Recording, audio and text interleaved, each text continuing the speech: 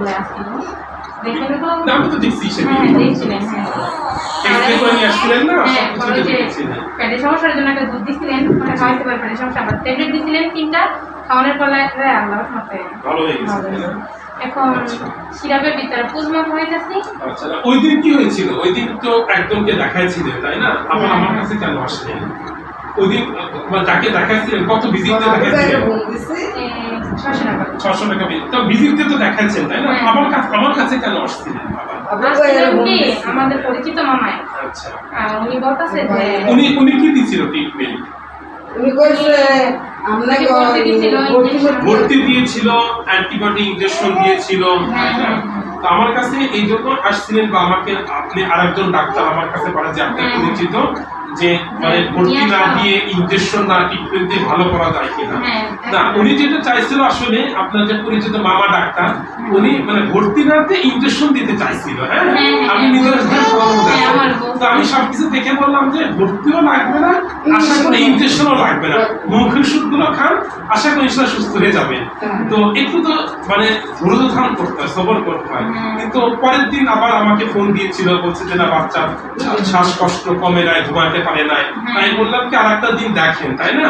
আর একদিন দেখার পর থেকে তো ভালো হতে শুরু করছে তাই না? তো তাহলে এটা দ্বারা কি বুঝলেন যে মানে ঠান্ডা কাশি বা নিউমোনিয়া যাই হোক না কেন সবসময় হাসপাতাল ভর্তিও লাগে না, সবসময় অ্যান্টিবায়োটিক ইনজেকশনও লাগে না তাই না? একটা সার্টেন কন্ডিশন ফুলফিল করলে আমরা তখন ভর্তি দেই বা ইনজেকশন দিই। সেটাকে আমি এর আগে অনেকগুলো ভিডিওতে আমি বলছিলাম রেসপিরেটরি ডিস্ট্রেস থাকে, শ্বাস প্রতি মিনিটে কয়বার নিবে, চেস্ট ইনড্রয়িং আছে কিনা এগুলো দেখে স্যাচুরেশন কমছে কিনা ভর্তি দেওয়ার ইন্ডিকেশন ফুলফিল করলে তখনই ভর্তি দিই। তো আমার বুধবার আসার কথা ছিল, আসতে পারি নাই, আজকে আসছে। তো আচ্ছা তো আমার একসাথে বাচ্চার কতগুলো সমস্যা ছিল? ঠান্ডা কাশি নিউমোনিয়া তো ছিলই, আর কি ছিল? জ্বর ছিল, আর পাতলা পায়খানা ছিল, পেটের সমস্যা ছিল, সবগুলো তো আমরা তখন ভালো হয়ে গেছে তাই না? আর আছে না ওই ঠান্ডা কাশি একটু যেটা আছে সেটা আমি সামান্য ওষুধ কন্টিনিউ করতে খাওয়া সেটা ওষুধ দিব।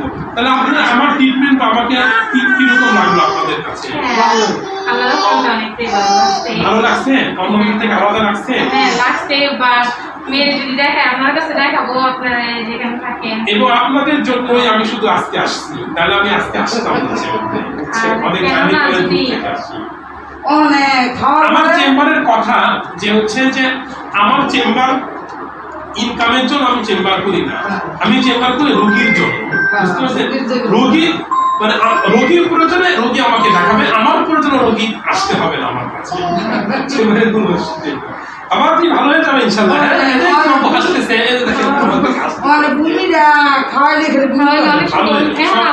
সব আগের চেয়ে ভালো হয়েছে না, সব ভালো হয়ে যাবে ইনশাআল্লাহ।